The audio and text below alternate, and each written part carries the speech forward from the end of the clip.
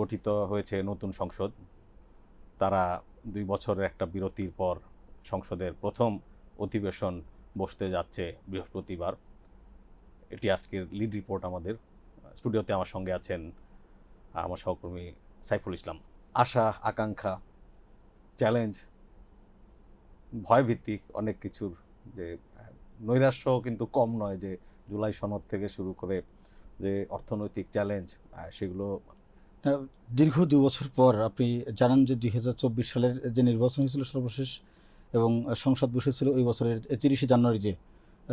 একটি মাত্র অধিবেশন শেষ হওয়ার পরপরই কিন্তু আমরা ওই সংসদের কিন্তু ছন্দপতন দেখতে পেয়েছি। অর্থাৎ একটি গণঅভ্যুত্থানের পর সেই সরকার কিন্তু পরিবর্তন হয়েছিল, আওয়ামী লীগ সরকার পতন হয়েছিল।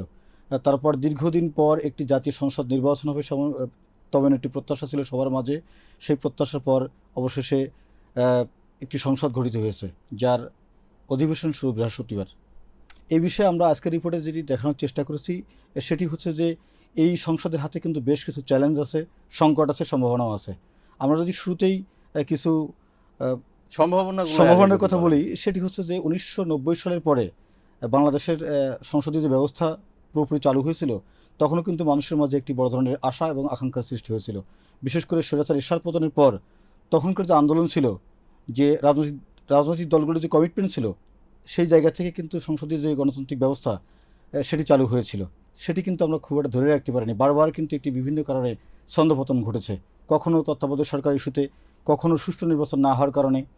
তো সেই জায়গা থেকে এবারও ঠিক পরপর 3টি বিতর্কিত এবং একতরফা নির্বাচন, রাতের ভোট হওয়ার পরে এবার যে একটি নির্বাচন হয়েছে, সেই নির্বাচনের পরে কিন্তু মানুষের এক ধরনের আকাঙ্ক্ষা তৈরি হয়েছে, ফের মনে হয় বাংলাদেশ একটি গণতান্ত্রিক পথে সঠিকভাবে হাঁটবে।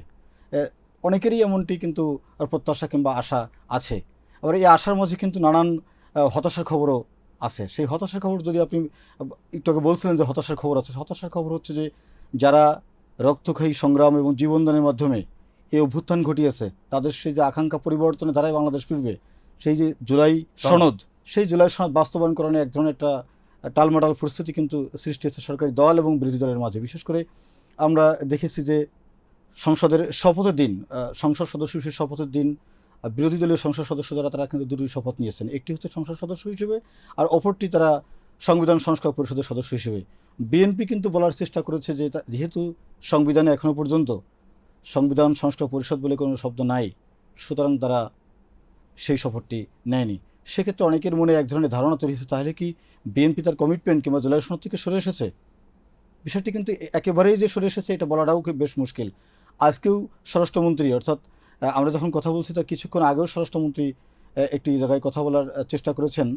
তিনি বলেছেন যে জুলাই সনদ অক্ষরে অক্ষরে বিএনপি পালন করবে, শুধুমাত্র তাদের যে নোট অফ ডিসেন্ট ছিল, তাদের যে আপত্তি জায়গা ছিল সেই জায়গা বাদে।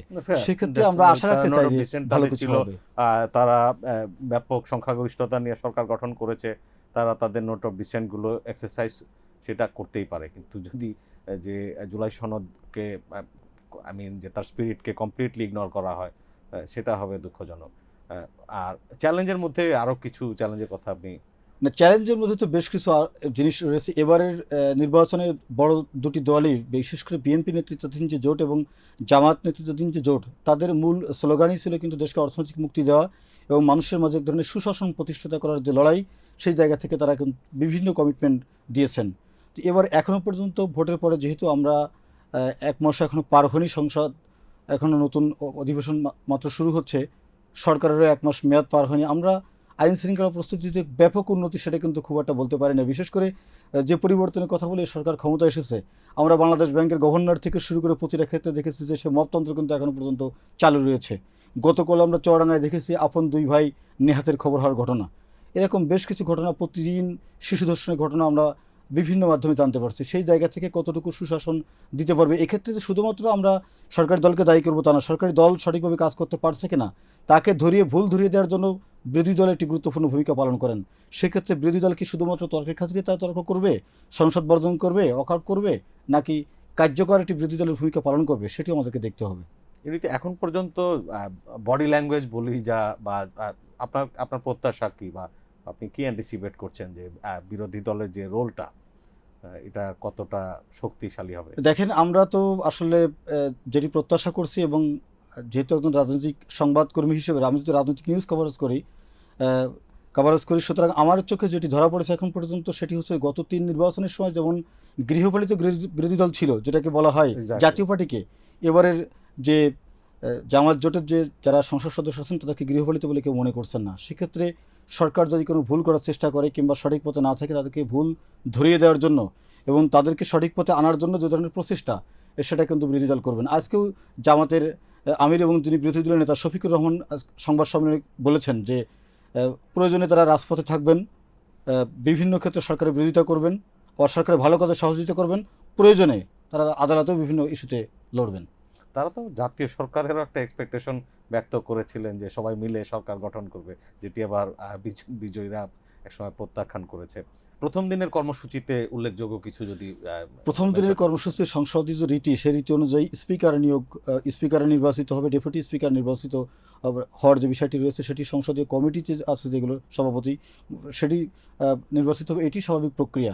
এখানে একটু সমস্যা আছে, সেটি হচ্ছে যে বিরোধী দলের কাছ থেকে কিন্তু ডেপুটি স্পিকার নাম চাওয়া হয়েছিল। তারা বলেছেন যে ডেপুটি স্পিকার তারা কোনো দলের কিংবা সরকারি দলের বিশেষ করে কোনো চাওয়ার ক্ষেত্রে তারা প্রাধান্য দিচ্ছে না। বিশেষ করে জুলাই সনদে যে বিষয়গুলো আছে সেখানে তারা এমনিতেই একজন ডেপুটি স্পিকারের নাম প্রস্তাব করবেন। জুলাই সনদ পুরোপুরি বাস্তবায়ন হোক, বিরোধী দল সেটি চাচ্ছে। সব মিলিয়ে রাষ্ট্রপতির ভাষণ নিয়েও, রাষ্ট্রপতি যেহেতু আওয়ামী লীগের আমলে নির্বাচিত রাষ্ট্রপতি, তার ভাষণ দেওয়া নিয়ে বিরোধী দলের প্রচণ্ড আপত্তি রয়েছে।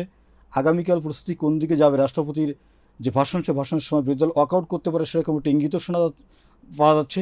সব মিলে কী পরিস্থিতি দাঁড়ায় তার জন্য আমাদেরকে আরও কিছু সময় অপেক্ষা করতে হবে দেখার জন্য।